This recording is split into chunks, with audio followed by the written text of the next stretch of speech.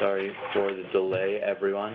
So I'm just going to be over command bio, which is a BioGears command line utility. So this is essentially implemented with the intention of sort of facilitating usage and validation. This presentation is for BioGears version 7.3.0 on git hash e4235759. So it's just top of master right now. If you want to follow along, it's easy to find. So essentially, these are the acceptable command line inputs for command bio, this BioGears tool. On the right is the help dialog. So we'll be going over all of these in slightly more detail, but you have three varieties: options, keywords, and multi-words. So options are given as an atomic input, so any help, gen data, gen sepsis, these are all individual options. Threads or keywords are given with one input following. For example, there's threads. If I wanted to specify the level of concurrency for a particular run using command bio, I would just give threads X, where X is the number of threads. And multi-words are followed by any number of different inputs. So they just eat what's given until they run into another option, keyword, or multi-word. So just quickly going into options, help end, are you seeing the updated slide? His internet. Yes. Yeah. All right. So help and version essentially print out simple help guidelines or version string of BioGears. Just to note that these two are unique in that they will immediately stop execution if they're received, so you can give whatever you want after. Command bio will take the input, but nothing will be run. We'll just print out the message. So the second option is gen sepsis, gen states, and verify. So these all queue runs using .config files. I'll be getting more into that later, but a config file format is basically something created just for command bio, which is a way of facilitating the batching of a large number of BioGears runs. So for example, gen states is just a run that creates all of the initial patient states for patients that BioGears has. So it's a way of putting together 50 to 100 different runs without having a massive command line input. So gen data is sort of unique in that it is actually to facilitate editing different XML files. So BioGears stores things like substances, environments, patients, compounds as XMLs, and the respective values are stored in CSV files. So if I were to edit any one of the CSV files listed, I could pull up a particular patient, say in patients.csv, edit the fields in that, and then rerun gen data. And the patient XML file, so for example, Cynthia, if I were to change age from 35 to 40 in patients.csv and then run gen data, all of those changes would be reflected in the XML file for the patient. So threads is the first and only keyword right now. It is essentially just a way of specifying max concurrency. So if we give -1 as the input, then it uses the maximum number of threads available -1. And in general, I assume that most runs will just be with the max concurrency possible. When this is the case, it's just set to the maximum number of threads we can. This is given by standard thread hardware concurrency, so it's machine specific. And multi-words are test, validate, config, scenario, and gen tables. Test is sort of out of the scope a lot of this, but essentially it's for a very specific set of unit tests BioGears uses, the CDM and BGE unit tests. If you want to have a run with this option, BioGears needs to be built with build circuit tests enabled. So that's a CMake option. Validate is essentially for validating different wings of BioGears runs. So valid inputs are patient, drug, system, and all. They queue runs of their respective CSV files, validation patients, validation drugs. And giving validate all actually includes the file verification scenarios.config. Now this is essentially just a batching of, I think, over 300 runs, so it's just a huge undertaking. And if you want to validate all, that's actually equivalent to validate patient, drug, system, verify. So that sort of relates back to what I mentioned earlier, which is that command bio will take in all of the inputs provided as long as help or version isn't included. So config takes a list of config files to queue. Scenario takes a list of scenario files. Those are, I'll get into that a little bit more later, but those are essentially XML files describing individual scenarios, and gen tables generates validation tables for BioGears runs. So the inputs that are given there are the specification of the file format produced. So some examples of different runs are just given here. Validate patient would execute a run with validation patient. Validate all would, as I mentioned before, you execute runs of the config files listed there, and help version gensets -J4. Now this entire line will be accepted, but like I said before, it'll print the help dialog and stop running. So that brings us into the second batch of examples. So scenario and config, as I said before, scenario and config are multi-words that take in a list of scenario or config file, list of the scenario or config file types. Note that scenario automatically prepends the directory scenario to the file paths given. So the XML files that I'm listing there are actually in the directory scenario patient housed in the runtime directory. And config doesn't have this behavior, so verification scenarios.config and validation patients.config living directly in the runtime directory in this example. So now to get more into config files. So these are essentially a tool to provide greater flexibility for command bio runs. They are large lists of different scenario tests with specifications for running, and again, they're sort of to facilitate batching a large number of runs. So the elements are, in a large way, just sort of drivers and tests. So drivers, broad specifications for tests that run, a specific test that's run on a driver. So input fields can be given for a drive. So driver types are scenario, BGE, and CDM. For almost all runs you're going to do of BioGears in any situation, you're going to be using a scenario test driver. As I mentioned before, actually with the test multi-word, if you want to use a BGE unit test driver or a CDM unit test driver, BioGears has to be built with the CMake option build circuit tests enabled. So the options that can be specified inside of a driver are computed and scenario. So computed is essentially just where the results of any given run will be written out. So in this example here, if I were to run something just with the settings of the driver, results would be printed into scenarios patients, that would be the log file and the CSV file of BioGears output from the run of basic standard. And scenario specifies a default scenario file to be run by this driver. So it actually shares the behavior with the scenario keyword that I mentioned in that it's prepending, or I'm sorry, it doesn't. So it would be looking in patient/basic standard. So next you have a test. So specifically a test is broken down into driver, name, and parameters. Driver specifies the driver for the test. Name is just the name of the individual test that is displayed during a run. And parameters are basically a way to overwrite the settings given in the driver for individual tests. So the bottom of the page, an example of the test, I think it'll be slightly clearer. I display them next to each other. So in this case, I have two drivers established, and this is just an example config file. This by itself would work as a config file. So I have the driver scenario test and the driver burn wound test.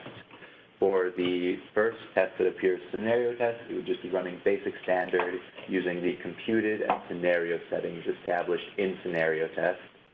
For the second one, burn wound test, it would be running patient burn wound XML with the settings established in the burn wound test driver.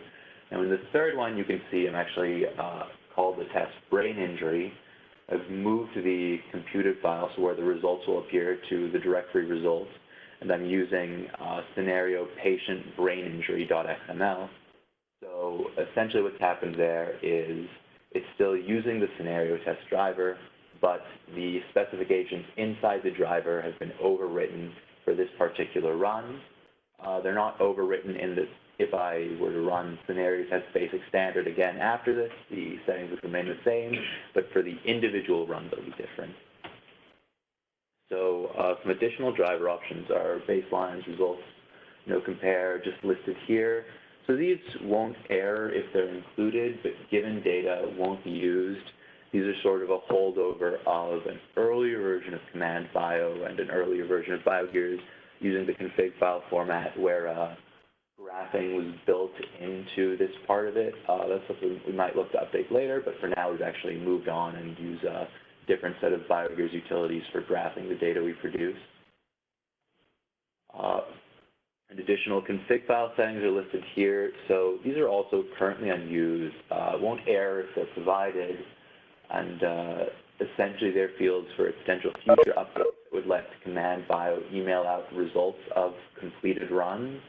So you can see a lot of these are relative to SMTP protocol, password, username, email subject. And just a very quick overview of scenario files. So these are XML files describing a scenario for BioGears to simulate.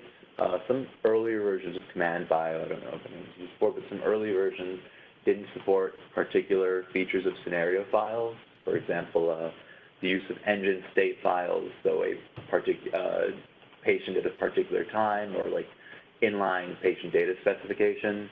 As of the most recent version of BioGears 7.3.0, this isn't an issue, and I think all of the features of scenario files are supported via Command Bio. So any file that you'd like to run through BioGears, you can simply plug in with a run specifying scenario and the XML file you'd like to run. And that'll be it for now, unfortunately. Thanks for seeing through. I'm afraid I had some presentations ready, but I had some examples of individual runs ready, but wasn't able to pull them up because of some technical difficulty. If anyone has any questions, I will help as best I can. Thanks, Lucas. And for some of those demos and examples that we weren't able to get to today because of time, we'll try to record those offline and then just upload them onto YouTube so people can see how we use some of these tools from the command line, things like that. Maybe really quickly, could you show where command, where that executable lives in like a folder structure? Just sure. Let people show where it's located. A folder structure, yeah, it's going to be in core BioGears. Yeah. So it lives with the executable itself lives with the in the binaries folder inside build runtime for BioGears. So in two parts to this, what do I have?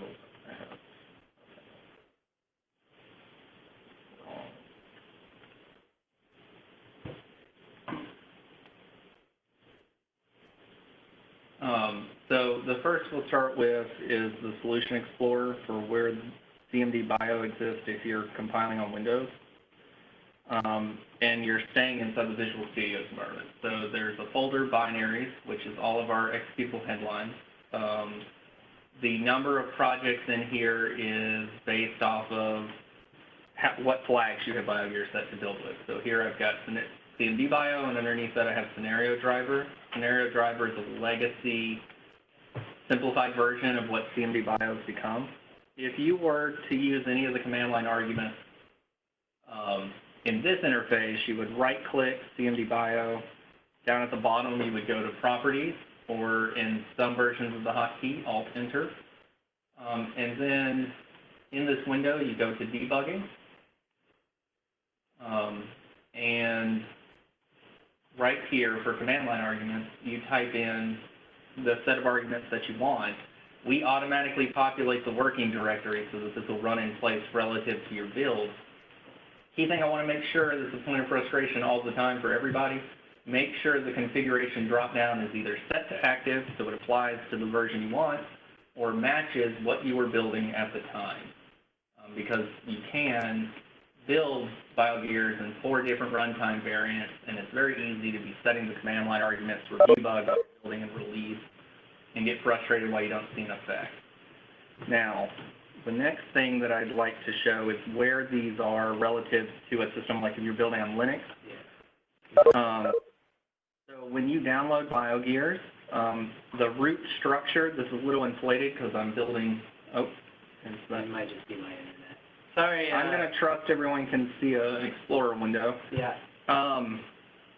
It starts with a project in a shared directory, Docker and CMake, and then the first thing I do, and if you read our wiki, is I create a build folder so that I do an out-of-source build, and I'm having air quotes here because the build folder is in the source code, but at least all of the generated content will not interfere with the file layout. When everything's built, you go into your build folder. There's going to be 2 folders that are important. Runtime, everything that you want to run BioGears out of, you need to be in this directory at the time that you run, or you need to hand BioGears parameters that explain where this directory is relative to where you are. So the config files that he talked about earlier are here, all of the scenario folder, and so forth. When you are in that directory, everything that gets built is one directory up in output, and then a folder that is the release variant that you ran. Most people would prefer to run in release or release with debug symbols, and from there in bin. So there is all of the executables that I've built here. I haven't built CMD-Bio in this variant, but it would be here. Let's see if it's in my 15 variant. And so you can see from those executables, if you're command line savvy, you could navigate to this folder on the command line, and then make sure you hand it the right flags, and then hand it the right data out of the runtime directory. So here's an example of like should be able to run. One that's built more. It's got the how-to, so each one of these are separate executables. The circuit profiler that we've mentioned. So running all of this would look, hopefully, this will be very quickly. From a command line, you would browse to where you keep your version of the source code.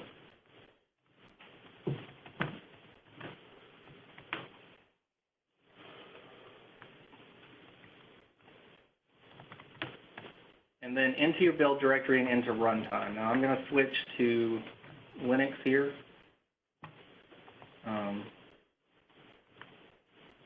Because I'm just faster normally. And nervous. We validated it wasn't there. It's in 15, yep. I might go over to my build branch.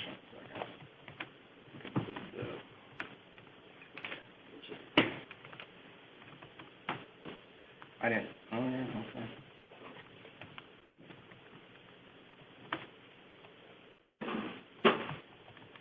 I have a reason that I know that they're not there, but they'll be here.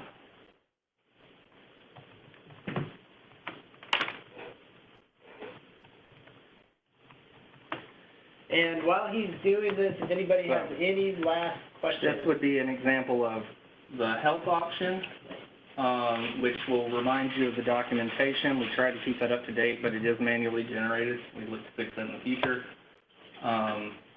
Oh yeah, we just added that and that one's not built. So this is the version string, which tells you what version of BioGears that CMD-Bio was built in the exact Git hash. So that last string, if you take off the G, that is the exact source repository entry that we built on so that you could repeat this. And then if you were to run one of the commands specifically, so CMD-Bio is for batch running, so it tries to run like 6 or 7 versions of BioGears in a row. This will be it doing that, and so we have limited the amount of log information that goes to the string, goes to the console when you're doing this because it's very noisy. So a lot of it will look like it's frozen in terms of you won't get output except for what started and stopped for a very long time, and then errors coming out of BioGears and warnings, but it is running. And every run gets its own individual log inside the runtime folder next to the scenario that is being run. And if you want the exact chronological order of what's happening, you can read the individual logs and the individual CSV files that get produced based off the data request. And so what this example does, as Jen states, is it takes every one of your patients in the patient folder and initializes them until they hit the 0th second, which takes about 200 seconds of actual wall clock time of simulation. So they've reached stabilization and all of their circuits are tuned, and then it serializes them out. So that doesn't have to be done again. And in the future, when you want to use those patients, you just start with that serialized state. The problem becomes, and the reason this is an easy command line utility, is those states are not always valid from release of BioGears to the next release. If we change the CMD by adding a parameter for a new model, then you have to regenerate these states so that it includes those new models. So if anytime you run into a problem where loading causes an error and BioGears crashes, just go ahead and regenerate your states using this utility, and it will normally resolve everything. Great. Yeah, this is a great demonstration, and we have some other utilities and tools. There's a Python plotter that is in a Python folder that you can leverage. Some of that stuff is in the wiki. So some of the details you can find if you look in our wiki that we've developed on GitHub. You can find details on how to use some of these tools. So you can see Steven is taking the plotter. It's in share Python. That's a plotting utility that will plot basically most of the CSVs that we generate. So if you run a BioGears scenario and you don't want to write a custom tool to handle the data that we output, we offer a tool here that's developed in Python. It has a Python 3 dependency, so make sure that you are up to date and you can run that. And it will create a folder and then output all of the graphs associated with every data request you've asked for in that scenario. Well, my environment's messed up today, so I can't demonstrate it, but it has a couple of third-party dependencies, which it will tell you very cleanly, matplotlib. My Python 3 setup can normally run it, but today I'm having trouble. So these are just some of the utilities that you get when you download BioGears. This wraps up our day, so if anybody has any final questions or comments, please post them in the chat. I can unmute you, and we can have a discussion. It can be about anything. It doesn't necessarily need to be about this talk. We really appreciate everybody signing in, especially given the circumstances, and so we're just really, really happy that everybody was able to attend. And so, again, PDFs of all these talks will be available on GitHub. Our YouTube channel will be updated with all of these talks in the next week. And I will send an email out to everybody who's registered on the Sketch site. So if you are registered, it should, with a current email, it should be able to push notification. I've pushed a few notifications through there already, so you should know if you can get emails from it. It might be that your spam filter pulls them out. If you haven't received an email from me regarding like the virtual details and WebEx details through the schedule assistant, then just shoot me a private email. I can give you some of those details and information. Otherwise, I just want to thank everybody. I think it was really, really a successful event, and I hope that people can stay engaged and that people can just keep using BioGears and keep hopefully leveraging the great value and integrating with us. I think it's a great tool, and hopefully everybody here was able to get something out of it. And the hope is that we have these more frequently. This was our kind of first one on this contract. It would be nice to try to do these annually or biannually in order to keep people up to date on what are the newest models that we're highlighting. And we'll try to do a bit better to update our YouTube channel if there are any details that we feel are very pertinent, perhaps like major releases, we can update that channel with some of our, with a talk just covering what the newest release is. So, but you can also find release details on GitHub. So if you star or follow that project, you'll receive those updates in your GitHub feed. So go ahead and do that. It looks like Steven's just showing you how to run one of the how-to executables that we build. Both of these how-tos, if ran from the runtime, they were mentioned in my talk, but examples of what they give to the output from the user, and then exploring the code and actually seeing how we implement it is the most useful thing. But all you have to do is CD into the runtime directory and then execute them relatively, and they will work from compile on any of the operating systems. And these are all pre-built in the 7.3 release. If you just want to download the pre-built DLLs and just run these executables, you can. So go ahead and do that. You'll also get all the DLLs and the source, so you can, change the how-tos and build them if you want. So yeah, thanks everybody. We really appreciate your participation. I hope everybody has a good day and stays safe and is able to be productive from home if that's your situation. Yeah, any last comments? I think other than that, we are good to go. And thanks especially to our speakers, Brett Talbot and Jeff Miller. We really appreciate your time